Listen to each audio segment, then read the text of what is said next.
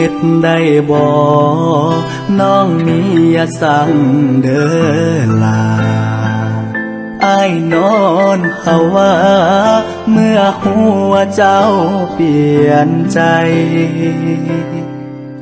หัวใจทั้งเจ็บทั้งจนต้องทนฝืนกลืนน้ำตาภาพเก่าที่ลอยมาอ้ายหูสตาของตัวเองเรื่องฝังใจที่เคยสัญญาจะได้บอกเก็บคำว่าหลอกผิดหวังซ้ำมาซ้ำไปมาอกหักอีกแล้วน้องยังมาปุ่นหัวใจนี่จากไปเหลือไว้แต่ความทรงจำอ้ายกอดอยู่แต่ในความเหงาส่วนตัวเจ้ากอดเขาทั้งคืนสุดจะฝืนใจห่างๆผู้บ่าวพายหักสะอ่อนคนหน้าตาดีกับป้อมเปลี่ยนสีไปจนได้คนที่ห่างกลับมาเหยียบใจเฮ็ดกันได้ลงคอ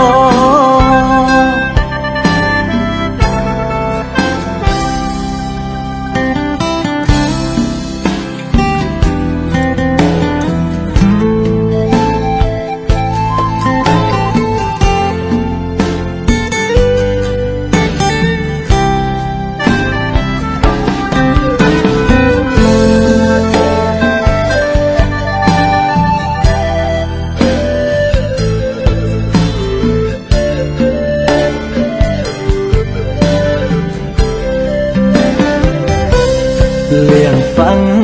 ใจที่เคยสัญญาจะได้บอกเก็บคำว่าหลอกผิดหวังซ้ำมาซ้ำไปมาอกหักอีกแล้วน้องยังมาปุ่นหัวใจมีจากไปเหลือไว้แต่ความทรงจำอ้ายกอดอยู่แต่ในความเหงาส่วนตัวเจ้ากอดเขาทั้งคืนสุดจะฝืนใจห่างๆผู้บ่าวพายหักสะอ่อนคนหน้าตาดีกับป้อมเปลี่ยนสีไปจนได้คนที่ห่างกลับมาเหยียบใจเฮ็ดกันได้ลงคออ้ายกอดอยู่แต่ในความเหงาส่วนตัวเจ้ากอดเขาทั้งคืนสุดจะฝืนใจห่างๆผู้บ่าวพายหักสะอ่อนคนหน้าตาดีกับป้อมเปลี่ยนสีไปจนได้คนที่ห่างกลับมาเหยียบใจเฮ็ดกันได้ลงคอขอโทษที่หาอย่าเฮ็ดแบบนี้ได้บ่ไปน้ำเขาศาลาถ้าว่ามาเขาบ่ต้องแค่คนเก่าคนนี้เลยนะคันว่าเจ้าหักเขาอายก็สิยอมเลิกลาเพื่อให้อนาคตเจ้าไปไกลหักเจ้าหลายแต่อายมันมีบ่พร้อมก็เลยต้องจำใจยอมถึงสิสมใจให้เจ้าหักเขาให้เขาหักเจ้าเลยล่ะถึงเจ็บสิตายอายสิโอดเอาให้เขาสานต่อหน้าที่แฟนใหม่ก็แอบดีใจเมื่อเจ้าพบคนใหม่ที่มีความยอม เขายอมเป็นแฟนเก่ายอมให้เจ้าจากไปอ้ายเจ็บซ้ำนี้คงบ่พอตายเบิ่งตัวเองได้ไปสะอาดคนดี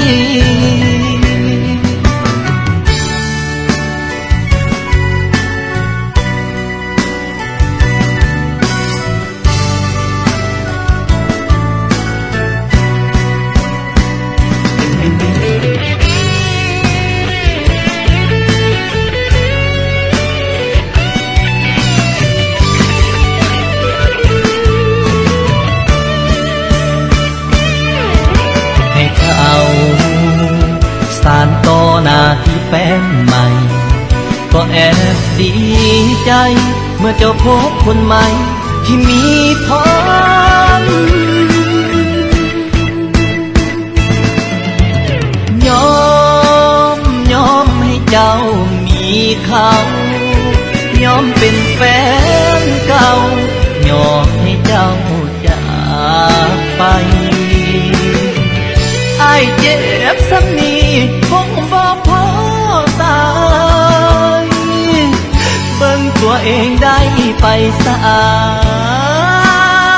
ดคนดีจงมีความสุขกับเขาหลายๆเด้อเก่าให้สมกับมาเลือกเขาทิมอ้ายคนนี้หากมือได้เขาบ่ฮักเจ้าอีหลีแฟนเก่าผู้นี้ยังมีใจเสมอบังเอิญมือได้เขาบ่ฮักเจ้าอีหลีแฟนเก่าผู้นี้ยังท่าคนดีอยู่เด้อ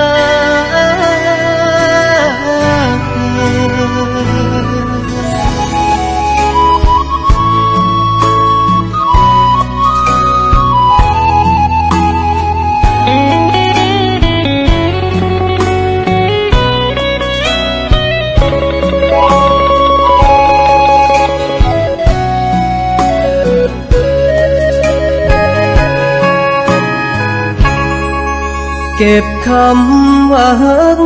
เฮาเอาไว้เถิดนักการดาจงอย่าได้เสียน้ำตาเพราะอ้ายต่อไปออกจากตำแหน่งคนฮักมอบตักน้องให้คนใหม่ถึงเฮาฮักกันเพียงใดก็ต้องผ่านคืนวันฝากเจ้าให้เขาดูแลอย่าแค่ผู้ชายคนนี้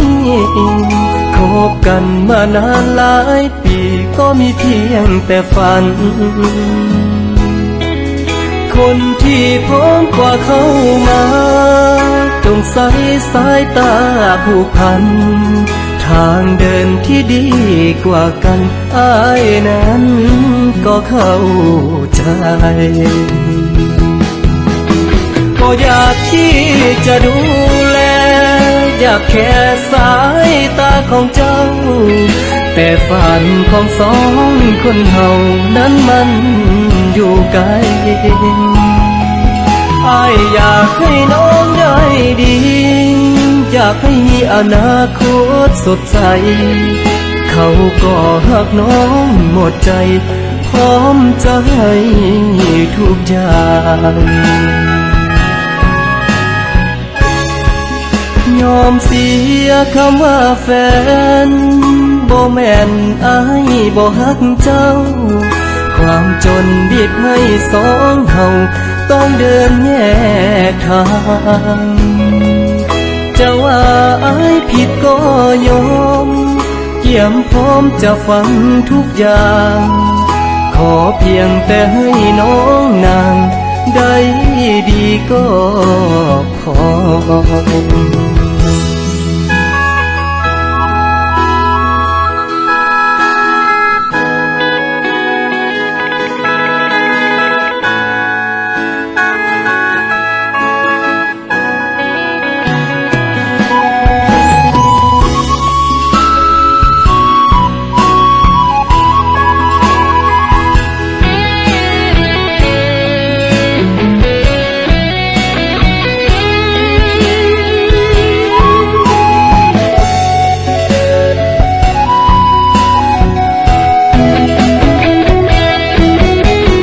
อยากที่จะดูแลอยากแค่สายตาของเจ้าแต่ฝันของสองคนเฮานั้นมันอยู่ไกลอ้ายอยากให้น้องได้ดีอยากให้มีอนาคตสดใสเขาก็หักน้องหมดใจพร้อมจะให้ทุกอย่างยอมเสียคำว่าแฟน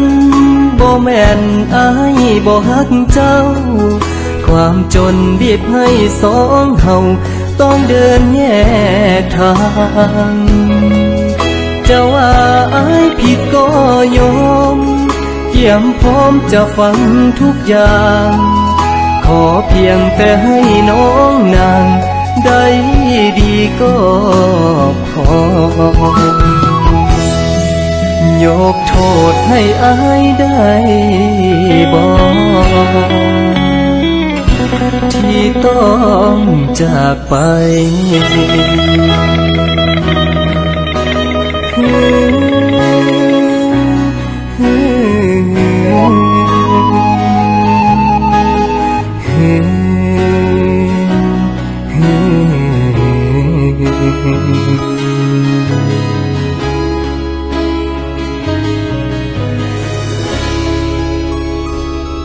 แต่ค่าข้าวปุ้นยังฮอด10 ล้านใจคอยสะท้านย่านบ่ได้เมีย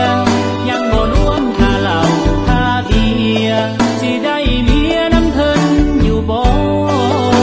เดี๋ยวนี้แห่งหาเงินยากเศรษฐกิจลำบากแค่น้องคันสิขาดจนค่าดองทองย่านแค่น้อย่านผู้สาวเท่าก่อนคันสั่นเอาจังสีสาลาหาวิธีเว้านำพ่อแม่ให้เพิ่นลดค่าดองให้แน่ให้ซอยแก้ให้มันถึกบ่เรื่องสินสอดค่าดองให้พ่อแม่น้องออกก่อนแต่งแล้วเอาเงินเดือนผ่อนเขาจึงได้นอนสอนบ่อนน้ำกัน เขาหัวเพิ่นให้เสียมือเขาประตูเพิ่นให้เสียความแต่อ้ายคนบ่รวยเงินซื้อหวยก็ยังบ่ทันผ่อนเมียคือผ่อนรถคงบ่ผิดกฎสวรรค์ยามทุกข์ให้เห็นใจกันยามรวยนั้นเจ้าสิเอาสำใดบ่อยากให้ของตกแต่งบ่อยากให้แฟนเป็นของคนอื่นจึงวอนพ่อแม่ควันยืนอย่าขึ้นค่าดองแพงหลายเอาสินสอด3 บวกหวยน้องลูกบอกก่อนมาหาบ่ได้แม่เฒ่าเอ้ยขอความเห็นใจลดค่าดองให้ลูกแด่นา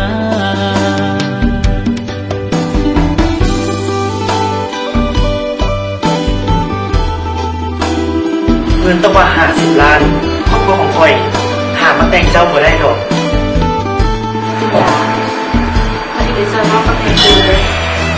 แต่ว่าเจ้าพอจะมีทางออกที่ดีกว่านี้บ่ เอาจังซี่ซะเงิน50 ล้านข่อยขอดาวเอาได้บ่ ฮะดาวค่าดอง เขาหัวเพิ่นให้เสียมือเขาประตูเพิ่นให้เสียความแต่อ้ายคนบ่รวยเงินซื้อหวยก็ยังบ่ทันผ่อนเมียคือผ่อนรถคงบ่ผิดกฎสวรรค์ยามทุกข์ให้เห็นใจกันยามรวยนั้นเจ้าสิเอาสำใด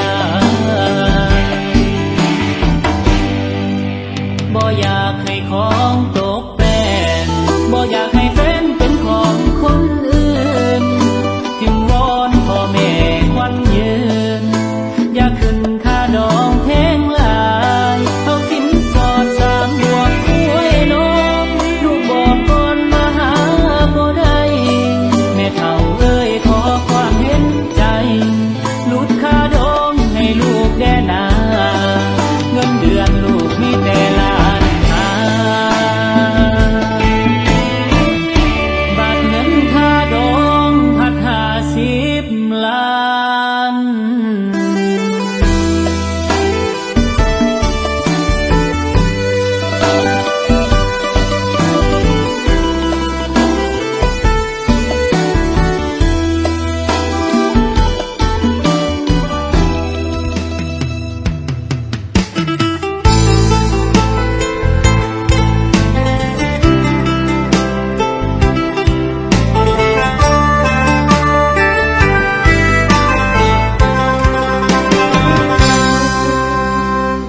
ก็มีหัวใจ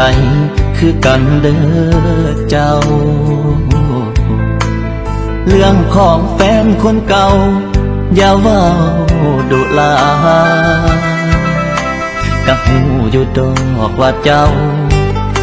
ยังลืมเขานั้นบ่ได้ก็อยากให้คิดเห็นใจแฟนใหม่เจ้าแด่ลา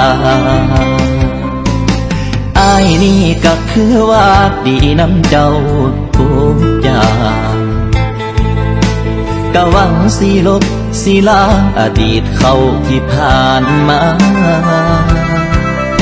แต่ปืนด่วนเก่าบ่เป่ากะลุกมันถือคือคำเขาว่าสิให้อ้ายตายพุ่นว่าจึงสิลืมเขาได้แฟนใหม่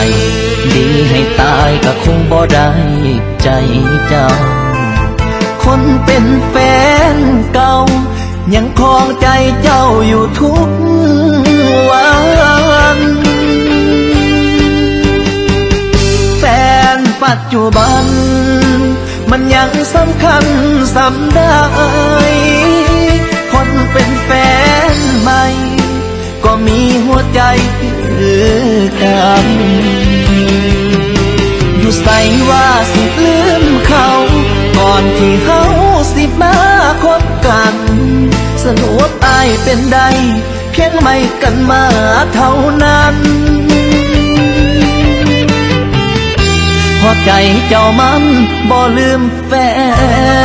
นเก่าอีกดนปานใดนอเจ้าจึงสิลืมเขาคนนั้น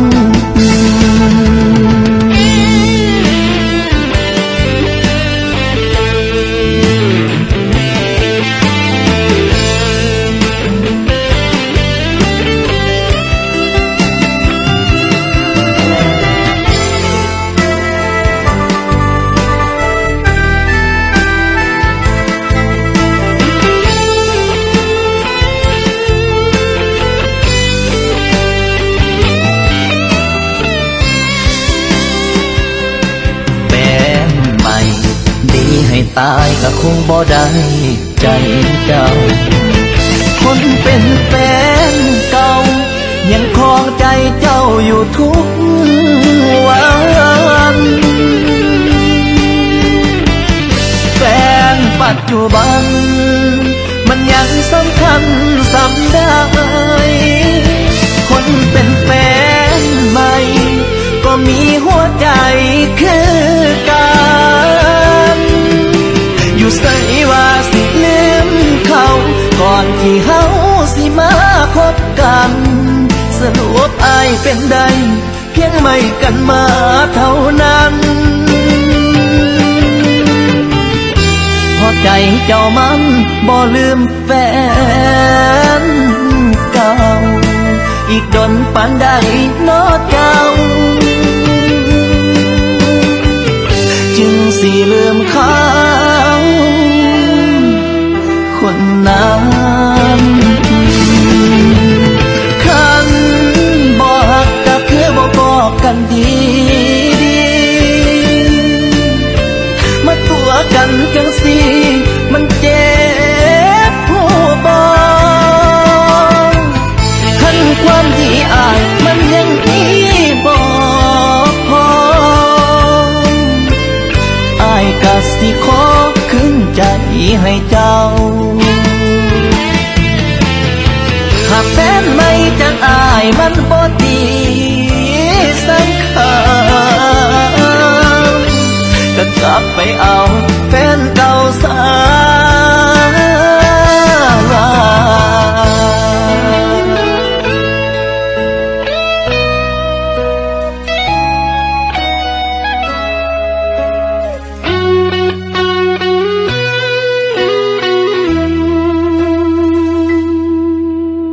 เฮ็ดใส่ใจอายคักแท้ลาข้า อายสาคันเจ้าสิหนีอายทนเห็นเจ้าจากอายบ่ได้อีหลีหักกันดีๆวันนี้คือสิจากไปบอกเอิ้นลากันแน่บ่เจ้าทิมอายเหงาเว้ากับน้ำตามาให้ความหวังแล้วก็มายังจากไปบ่ลาทั้งเบิดนั้นที่คบกันมาอายอยากรู้ว่าน้องคิดจังได้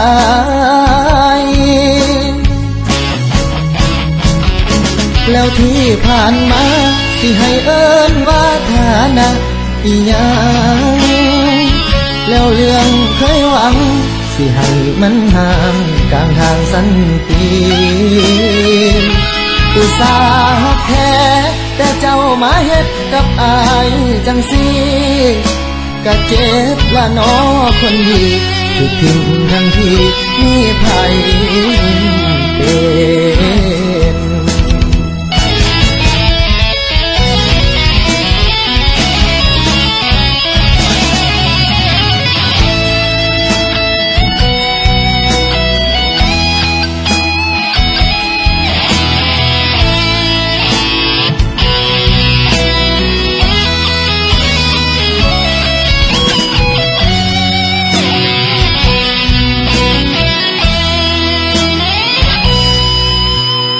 น้องบ่เป็นอายบ่ฮู้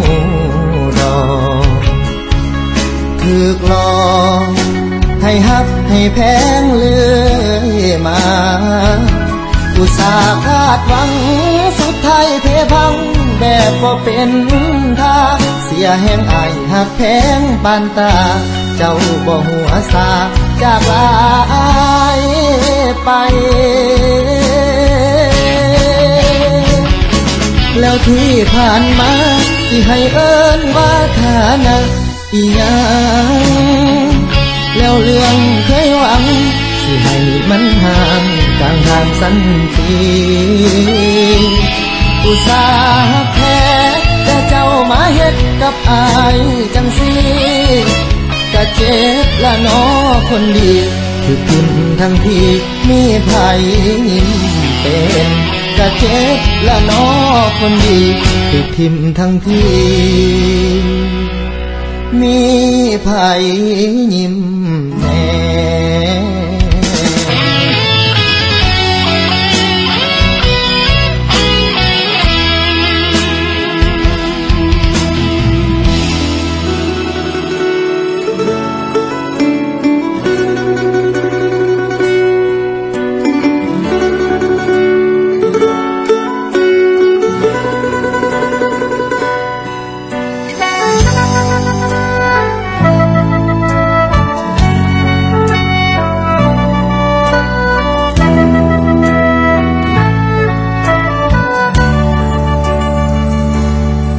อายก็หา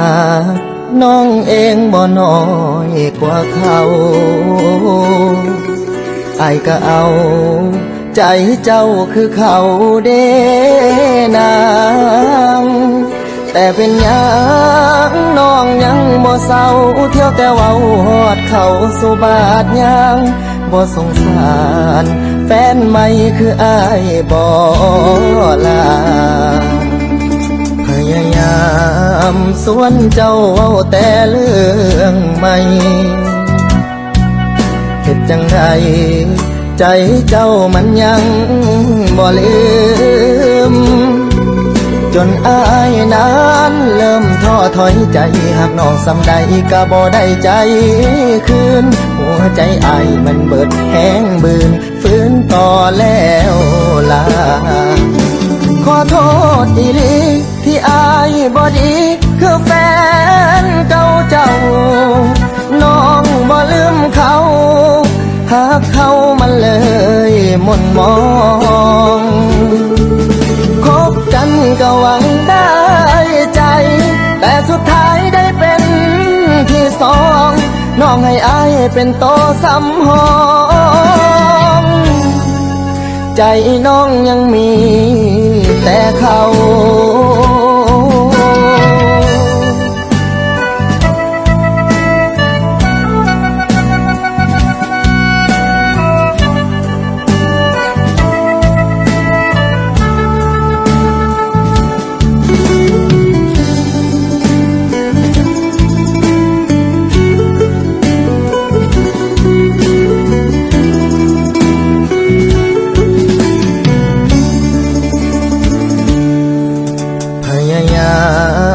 ส่วนเจ้าเอาแต่เรื่องใหม่เหตุจังใดใจเจ้ามันยังบ่ลืมจนอายนั้นเริ่มท้อถอยใจหากน้องสำใดก็บ่ได้ใจคืนหัวใจอายมันเบิดแห้งบืนฟื้นต่อแล้วลาขอโทษอีหลีที่อายบ่ดีคือแฟนเก่าเจ้าน้องบ่ลืมเขาหากเขามันเลยหม่นมองคบกันก็หวังได้ใจแต่สุดท้ายได้เป็นที่สองน้องให้อายเป็นโตสำหองขอโทษอีหลีที่อายบ่ดีคือแฟนเก่าเจ้าน้องบ่ลืมเขาหากเขามันเลยหม่นมองพบกันก็หวังได้ใจแต่สุดท้ายได้เป็นที่สองน้องให้อายเป็นโตสำหองใจน้องยังมีแต่เขาน้องให้อายเป็นโตสำหองใจน้องยังมีแต่เขา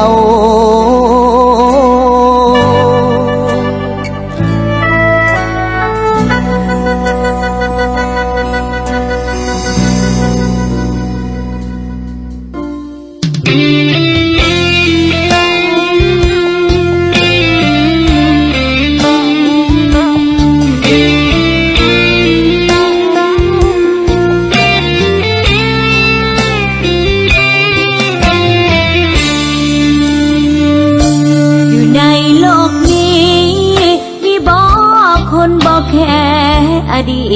ตน้องหักคนผิดนี่บอกคนคิดให้อภัยผู้ชายคนนี้ยินดีรับทุกเรื่องน้องได้เพราะอายติดใจในความดีคำแพงบ่ยายบ่คบสาวมือสองคือน้องอายกะมือสองคือน้องนั่นละคำแพงคนหัวอกเดียวกันอยากสร้างฝันให้มันเข้มแข็งยันแต่อายแกงแถลงหลอกน้องคือเขาไม่เฮาได้ยินบอกอายเฝ้ารอกลัวแพ้ใจให้ในอดีตเจ้าเป็นของไผอายกะสิเอาหากได้น้องแล้วอย่าเฮ็ดให้ใจแป้วคือเขาสาบานสิหักแต่เจ้าเอาชีวิตไอ้มอบให้นาขอบใจเด้ออายที่ล้างให้หัวใจสะอาดมาให้โอกาสผู้สาวมือสองอีกครั้งใหญ่จากความผิดพลาดสลาดจากความผิดหวังต่อไปจำไว้ทุกครั้งอย่าเอาเรื่องเก่ามาคิดหักแท้บอกแค่อดีตคิดแต่เรื่องสร้างหังคู่นี้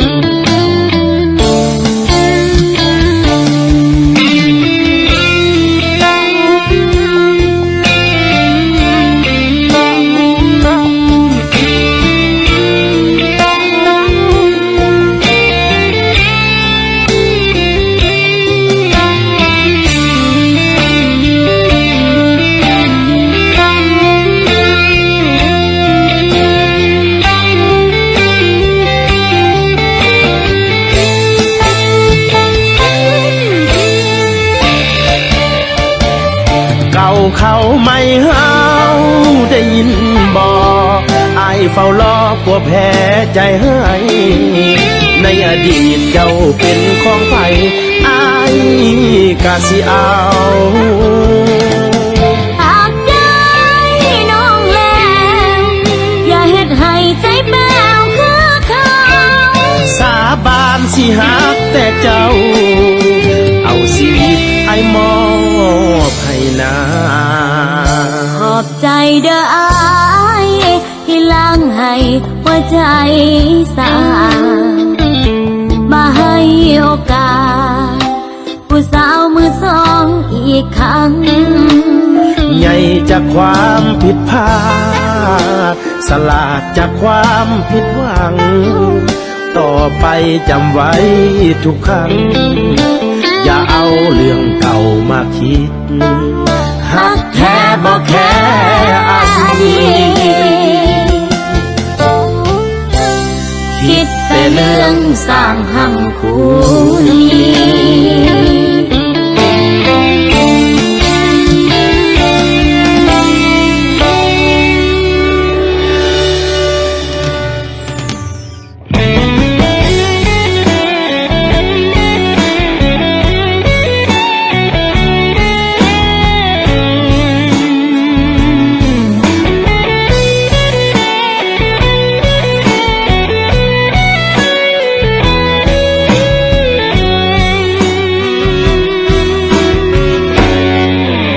น้องบ่มักอายบ่อนใดคือบ่ให้เป็นเคยจักทีเงินคำของอายก็มีพอแต่ละทีมีแต่รับตาสั่งมีหลายแนวที่แม่บ่มักอายถ้าเว้าไปอายคงบ่อยากฟังเว้าลดหนาบ่เป็นหยังดอกนาสิตั้งใจฟังและเปลี่ยนแปลงตัวเองขี่รถไวอีแม่บ่มักนิสัยนักเลงอีแม่บ่มักคนเว้าอวดเก่งแถมยังเปิดเพลงกวนบ้านกวนเมืองน้องเว้าแบบนี้ยินดีเปลี่ยนทุกเรื่องสิเศร้ากวนเมืองให้แม่น้องภูมิใจขอบใจแม่เจ้าที่เว้าให้เปลี่ยนนิสัยย้อนหักเจ้าหมดใจอายจึงยอมทุกอย่า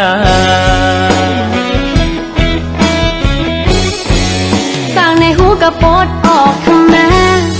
ตัดผมแน่ปล่อยให้ยาวเฮ็ดหยังขอบใจน้องที่เตือนอายอีกครั้งขอบใจนางที่สั่งให้เป็นคนดีถ้าอายเปลี่ยนได้มือนี้น้องสิมีรางวัลอายสิเปลี่ยนอย่างกระทันหันถ้าอยากได้รางวัลสิเอาคนงามมาเป็นเมีย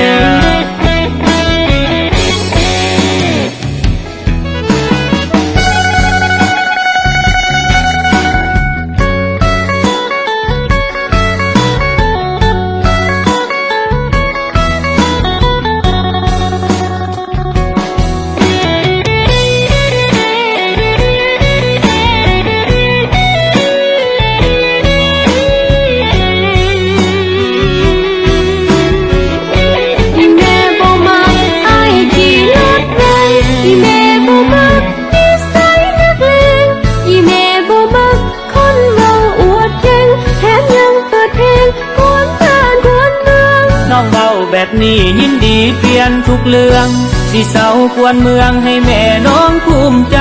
ขอบใจแม่เจ้าที่เว้าให้เปลี่ยนนิสัยย้อนหักเจ้าหมดใจอายจึงยอมทุกอย่างต่างในหูกระปดออกทำแม่ตัดผมแน่ปล่อยให้ยาวเฮ็ดหยังขอบใจน้องที่เตือนอายอีกครั้งขอบใจนางที่สั่งให้เป็นคนดีถ้าอายเปลี่ยนได้มือนี้น้องสิมีรางวัลอายสิเปลี่ยนอย่างกระทันหันถ้าอยากได้รางวัลสิ สิเอาคนงามมาเป็นเมีย แม่นผู้ใดบอก เอาเดี๋ยวว่าสิให้รางวัลเนาะ เอาเสือดอกให้ได้ไหมดอกกุหลาบดอกว่า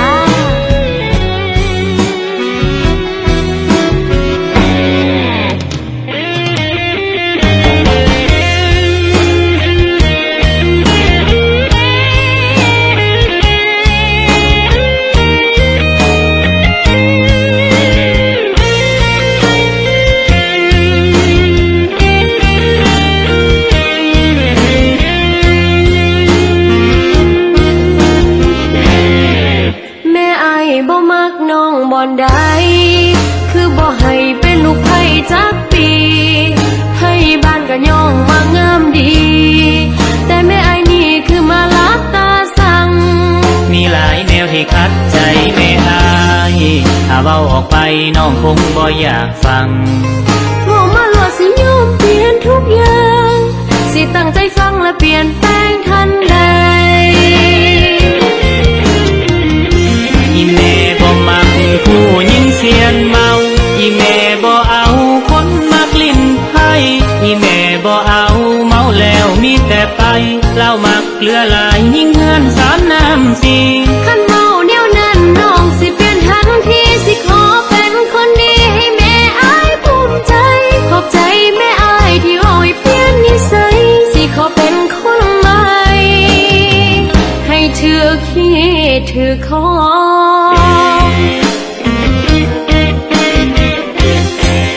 สร้างบักใหญ่ไปปลดออกทำแม่ยอมผมแน่อย่าให้เป็นสีทองขอบใจอ้ายที่ให้หูจักพี่ของ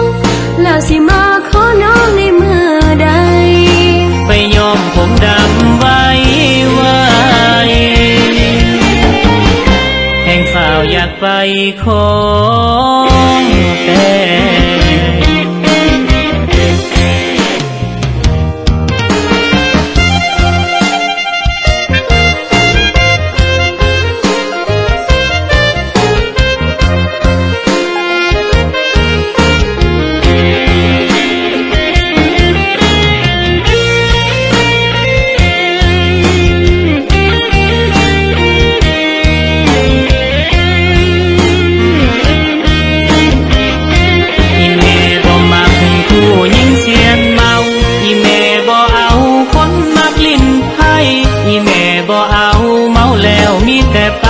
เล่ามักเกลือหลายยิ่งเงินสามน้ำสีคันเมาแนวนั้นน้องสิเปลี่ยนทันทีสิขอเป็นคนดีให้แม่อายภูมิใจขอบใจแม่อายที่โอ้ยเปลี่ยนนิสัยสิขอเป็นคนใหม่ให้ถือขี้ถือคอ